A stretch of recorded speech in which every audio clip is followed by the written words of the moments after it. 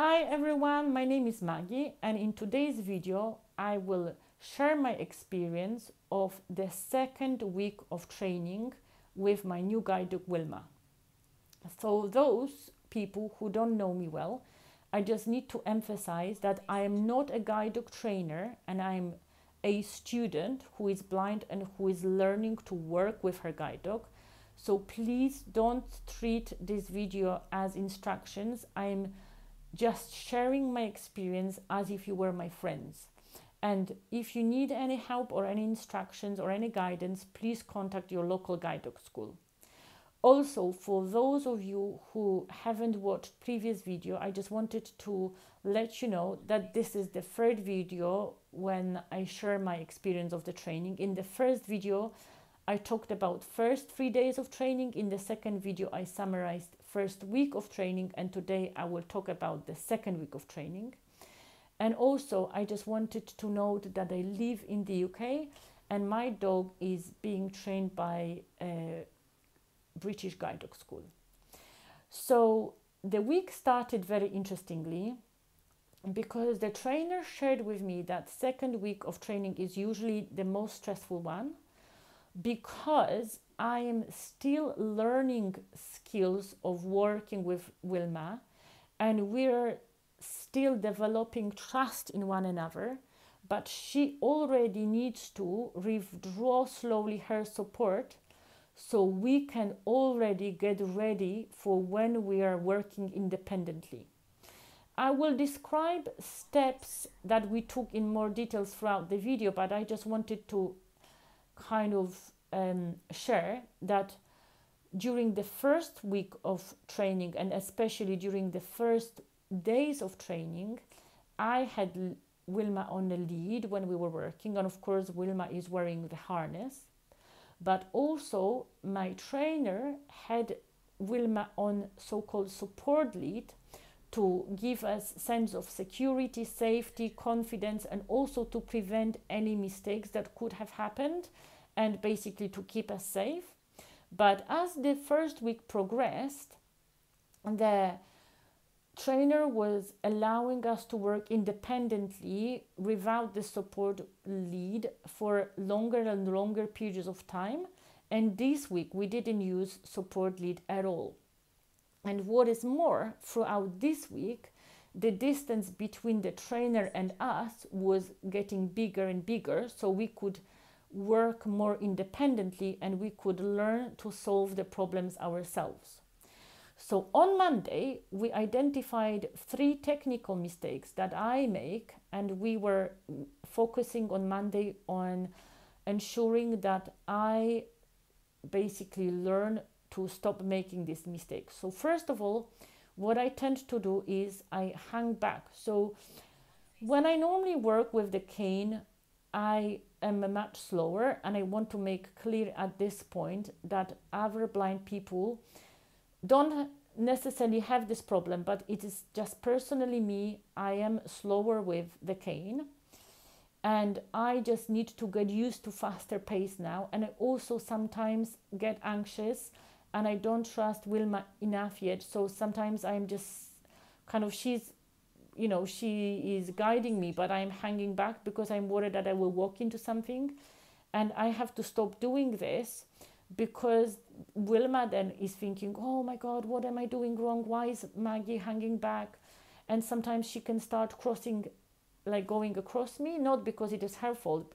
It is because I'm not in a position. So the correct position is that my left hand, where I hold the harness, should be by my left thigh, and my legs should be by Wilma's hind legs. And as the week progressed, I feel that I was getting better and better with this. And then the second mistake that I tend to do is that sometimes I give Wilma her treat too soon. So the correct sequence of task is that Wilma completes her tasks. So for instance, she's finding the crossing correctly. Then I should say the marker work, which I'm not going to say now because she's lying down nicely here. I don't want to make her alert. And then after I mark the task, with the word, then I should give her treat. But sometimes my hand is hovering too quickly over the treat bag, and she is then starting to pay attention to my hand and to getting the treat rather than to completing the task. So I have to ensure that I stop where I should be, Wilma completes her tasks, then I say the marker work, and then I give her treat. So we were working on that as well. And I just want to share here that guide dogs provided me with the very nice pouch. I'm not going to show it now. It is visible on the Instagram, but I don't want to take it now because then she will think that I want to give her a treat. And this pouch is designed in a way that the biggest compartment is closed with like a magnetic clip, so it is easy to reach for treats. Then there is a front pocket where I keep the whistle for when I take Wilma to the park for a free run. There is a back pocket as well, closed by the zip for valuables, and there are side pockets for poo bags, and it is very handy, I have to say. And you know, kind of we can say that it is well thought through, and I wear it all the time on me because I always use treats at home to help Wilma to reinforce some tasks at home as well. And then the third mistake that I make is that when I cross the road and when I approach up curb, I should ensure that both of my feet are on the curb before I stop and praise Wilma. And what I tend to do is just to put one little foot on the curb and then praise Wilma, which of course puts me in danger because my one leg is still in the road, right? So we were working on this mistake, and we were practicing the routes that we did last week just to, as I said, improve my technique and also to help me to read Wilma's body language correctly, so I know when she stops because there is an obstacle. I know when she stops because she's doing, for instance, and sniffing something that she's not supposed to do. And the trainer was supporting me by giving me verbal feedback, so I knew what is Wilma doing when and why. And the next day, it was Tuesday, we did very important task, and we were practicing road traffic. And here I need to be very clear about how I introduce this. So I just want to start by sharing that it is only a myth that the dog knows when to cross the road and the dog is making this decision. In fact, it is my responsibility to assess the traffic and to decide when I'm crossing the road, if that makes sense. But of course now we have more and more electric cars, and it may happen that I don't hear the car or the car drives at me very unexpectedly. So the dogs are also trained sometimes not to obey what I say, and this is what we were practicing.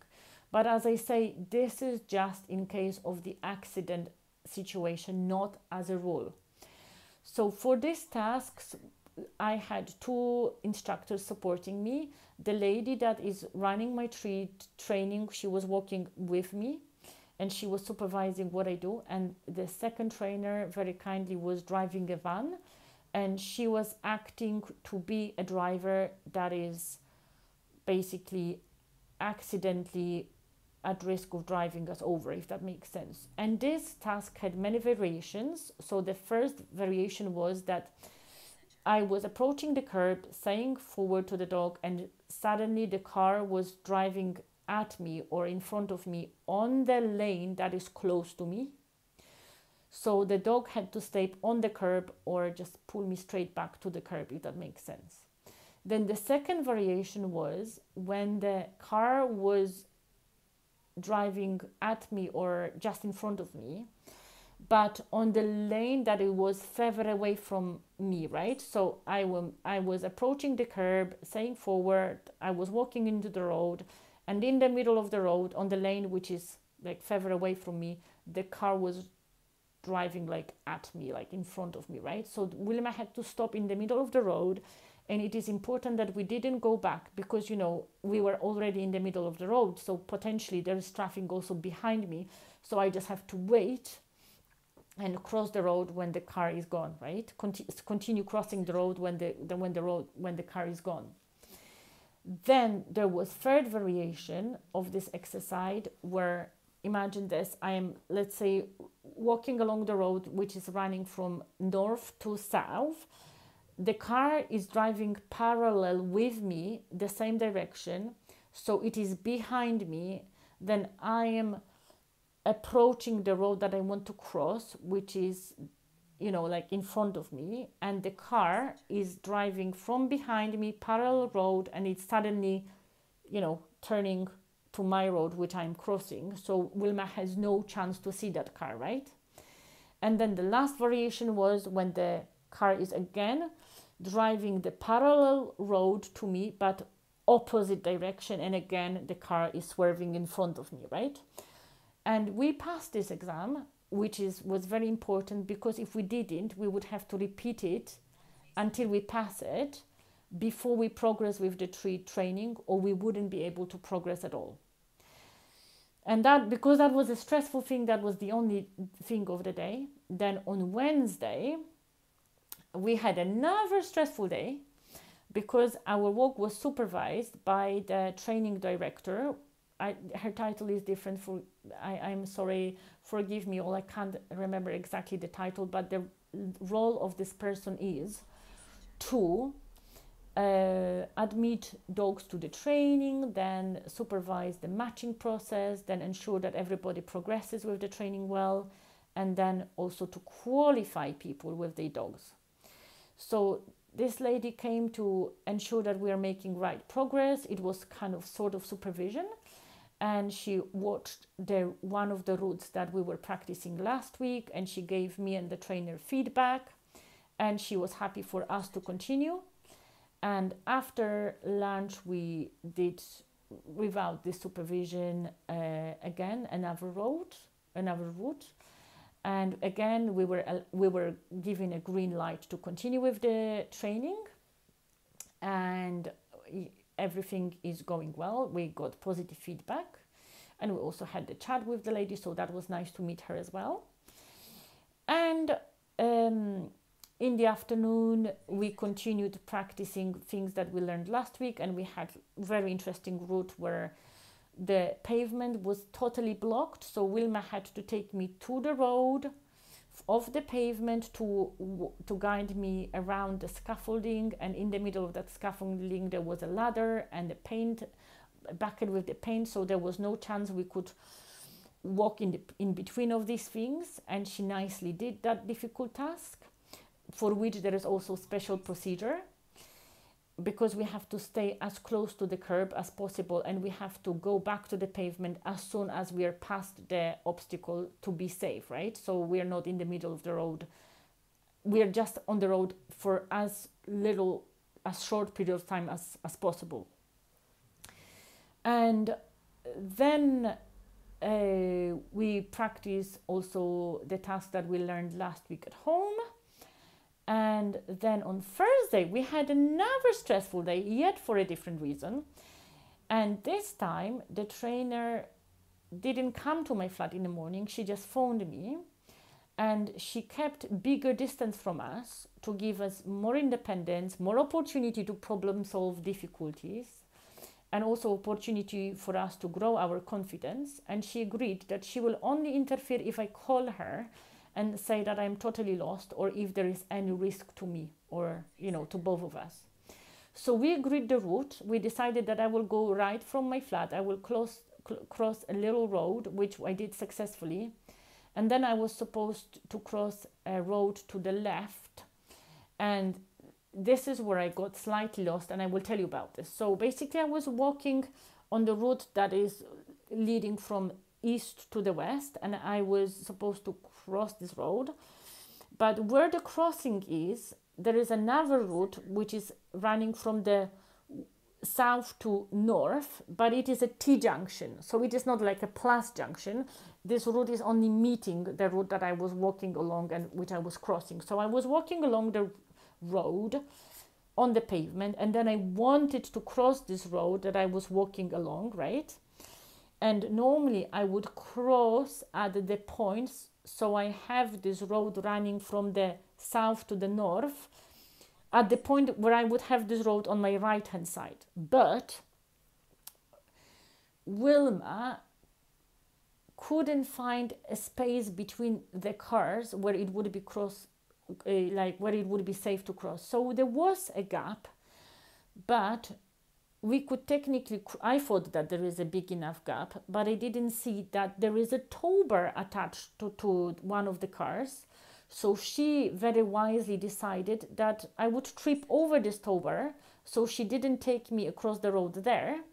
She walked further down the road and she found another gap between the cars. But what happened is that I crossed the road several meters down the road and I ended on the right hand side of that road that was leading from south to north, right? But luckily I have very good echolocation, so I could sense that I have a building on the right hand side and I didn't expect it, and I could hear that I have traffic on my left hand side where I was expecting to have a traffic on my right hand side. So I thought that I'm interpreting this right, and I thought that I'm thinking that that I'm correct on what has happened. But just in case, I called the trainer, but I said, you don't need to approach us. It is fine that Wilma still doesn't know that you are here. Just let me know, do I guess right what has happened? And she said yes. So I crossed this road going from the south to north, and I continued as I planned, and I was going back east.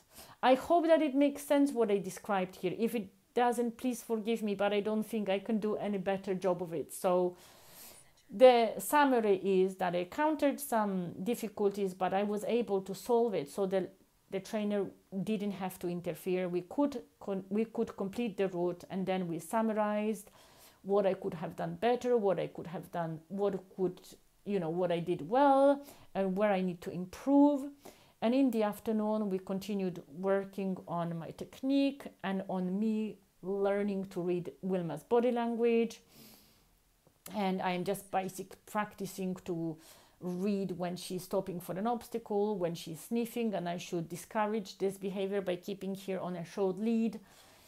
And today morning, we repeated this procedure just on a different route. So again, Wilma didn't know that the trainer is close by. And we also agreed what routes I can do independently over the weekend.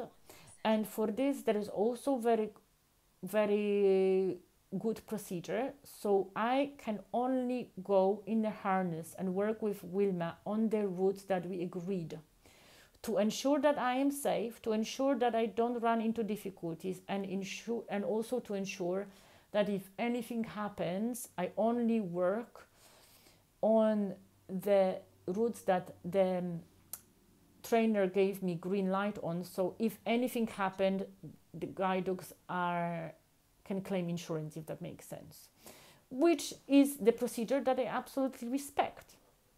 So the trainer identified the routes that I'm most confident on and that are at this moment the safest for us, and I will practice those routes.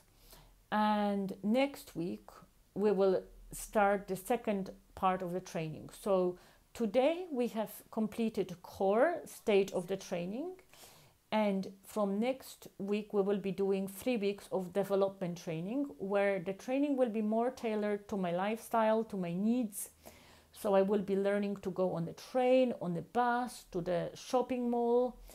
I will be going to more busy town center in the neighboring town, and I will be building on that basic skills that I developed over the last weeks that I already described and I already completed. So please cross your finger for us, and I will see you next week when I will describe and share my experience of the 3rd week of training.